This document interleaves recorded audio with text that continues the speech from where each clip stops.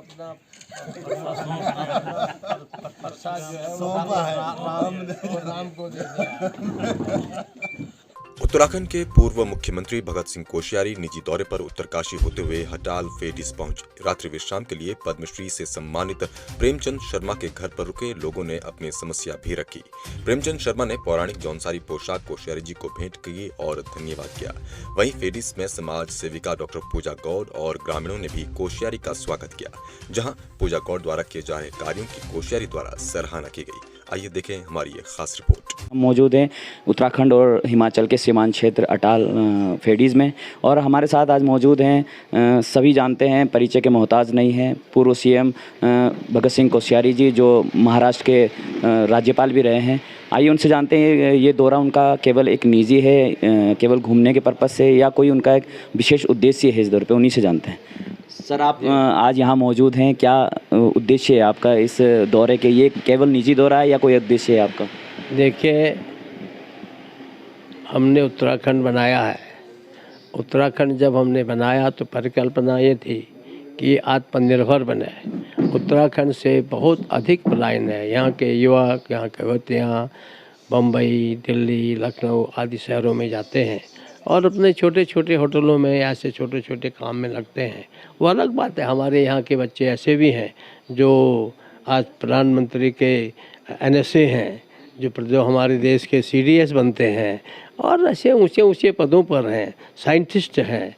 मुझे लगता कि जब मैं भाभा रिसर्च सेंटर में गया तो वहाँ मेरे पहाड़ के ही बहुत सारे बच्चे इतने आगे बढ़े हैं, तो बहुत अच्छी जगह भी है। लेकिन ज़्यादातर लोग छोटे छोटे काम से बाहर जाते हैं और मुझे लगता है कि यदि अपने गांव में वो काम करेंगे, अच्छा काम करेंगे, जैसे हमारे अटाल में प्रेमचंद शर्मा जी ने किया है।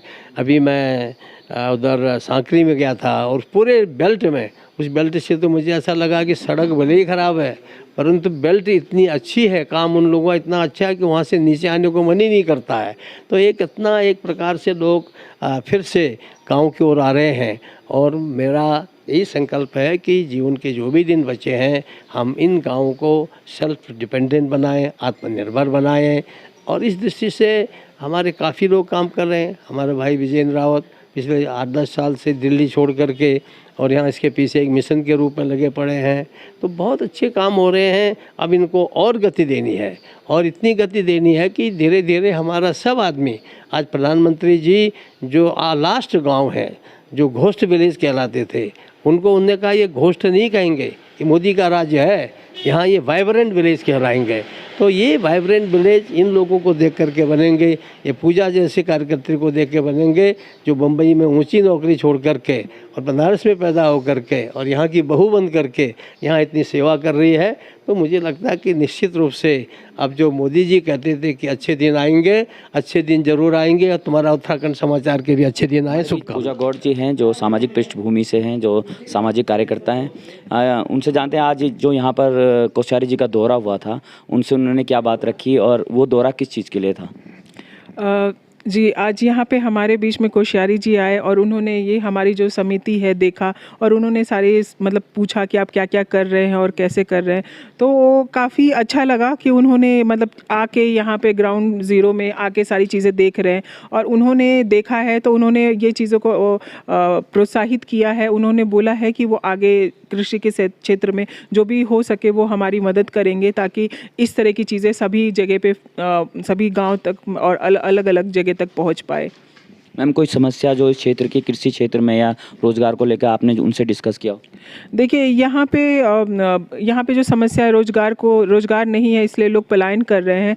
तो हम लोग एक प्रोजेक्ट प्लान कर रहे हैं जिसका डिस्कशन हम लोगों ने सर से किया हुआ है और सर ने प्रॉमिस किया कोश्यारी जी ने कि वो उसमें काफ़ी मदद करेंगे हमारी। अगर उस तरह का प्रोजेक्ट यहाँ पे एक ग्राम पंचायत में डेवलप हो जाता है तो वो ग्राम पंचायत एक मॉडल के रूप में पूरा उत्तराखंड में इम्प्लीमेंट किया जा सकता है। वो न केवल पलायन को रोकेगा, बल्कि जो हमारी जो कृषि है उसको प्रोत्साहित करेगा। बहुत सारे जो युवा हैं जो छोड़ के जा रहे हैं, तो कृषि को एक बिजनेस के रूप में अडॉप्ट करेंगे और खेती करना शुरू करेंगे। और नए नए खेती, अलग अलग तरह की खेती किस तरह से होती है, एक्जॉटिक वेजिटेबल्स कैसे होता है, प्लांट जो बाकी प्लांटिंग कैसे होती है, और अलग अलग जो केसर कैसे होते हैं, तो यहाँ पे हर चीज़ को देखने को मिलेगा अगर वो प्रोजेक्ट डेवलप हो गया तो वो उस प्रोजेक्ट के लिए मैं सहयोग चाहती हूँ सर से।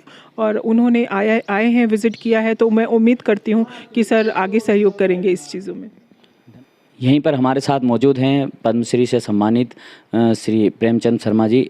आइए उनसे जानते हैं, क्योंकि ये ऐसे शख्स हैं जिन्होंने एक आदर्श पैदा किया है एग्रीकल्चर को लेकर, खेती को लेकर।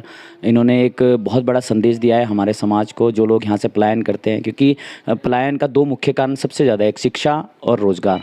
लेकिन इन्होंने दिखाया है कि अगर हम अपनी खेती का सही से इस्तेमाल करें, उसमें संभावना को ढूंढें, संभावना को तलाशें, हम अपनी मेहनत से अगर उसमें मेहनत करें तो हम अच्छा रोज़गार प्राप्त कर सकते हैं खेती को। ये एक आदर्श पैदा कर आए, उन्हीं से जानते हैं कि इनका जनता के लिए क्या संदेश है।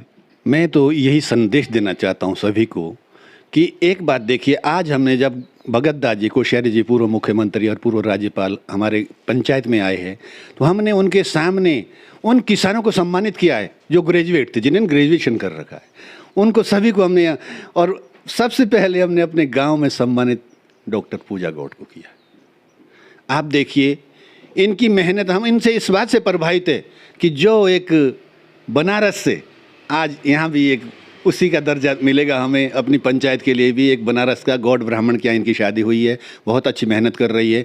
हमने तो यही कहा कि अगर आप जैसी महिलाएं और युवा जो मिलजुल कर अगर काम करेंगे तो हम कृषि के क्षेत्र में बहुत कुछ कर सकते हैं।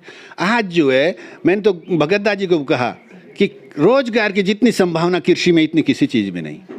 आज रोज़गार घटता जा रहा है क्योंकि कंप्यूटर का ज़माना आ चुका है। आप देखिए मोबाइल नहीं, कितनी कंपनियां बंद करवा दी। तो अगर हमारे पास रोज़गार तैयार करने का जो विकल्प है वो मात्र कृषि और कृषि है।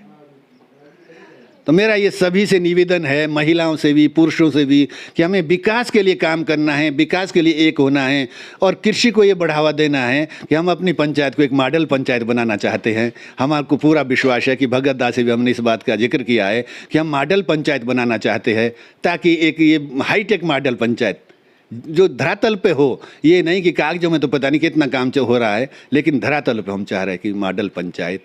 आज भगत दास जी हमसे कह रहे थे, जब आ रहे थे, हम मणु से आ रहे थे, तो उन्होंने कहा कि शर्मा जी पानी तो बहुत नज़दीक है, लेकिन मैंने कहा पानी नज़दीक है पर देखना पड़ रहा है, इसके लिए कोई साधन नहीं है। उन्होंने कहा कि आप थोड़ी कोशिश करिए, हम जो है सोलर लाइट से जो है यहाँ पर खेतों तक पानी पहुँचाएंगे नदी से, जैसे आपके बगल में नदी है और छोटी छोटी जो नीचे की क्यारी है वो सोलर इससे, लेकिन काम करने वाला होना चाहिए।